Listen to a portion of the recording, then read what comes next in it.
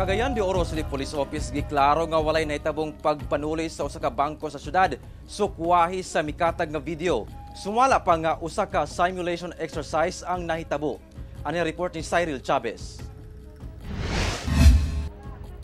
Giklaro sa Cagayan de Oro City Police Office nga usa ka simulation exercise lamang ang ilang gihimo sulod sa usa ka bangko sa Kugon area sa downtown sa syudad niadtong Sabado banda 1:00 sa hapon. Kinihuman mikatag sa social media ang usa ka video sa mong exercise ug gipamahayag sa uploader nga usa ka pagpanulis ang nahitabo nga daling mi-viral.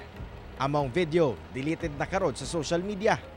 Laraw unta sa kokpo nga ipatawag among uploader apan ila pa kining ginasubay. Nagyatagan ka ng aksyon nato ilabi na sa atong publiko nga ang pagpaklaro nga dili kini sa usa ka aktwal nga tulis apan usa kini ka Cymex apan mao kini ang atong gipanawagan sa publiko nga kini sa atong social media platform pod atong gipa-announce nga ang pagtaho sa dili sakto dili ka na maayo. Dugang sa kokpo nga daw murag yun og tinuod among exercise labi pa nga sorpresa kining gihimo ug wala na sayod ang mga special units nga moresponde sama sa Kugon Police Station ug SWAT team.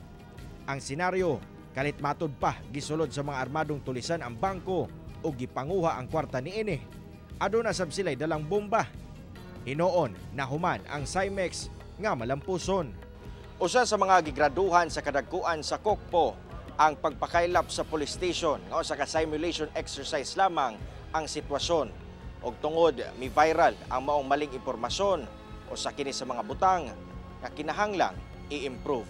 Kung in kaso na ay mga panghitabo, angay og report gayon sila sa ilang nearest police station.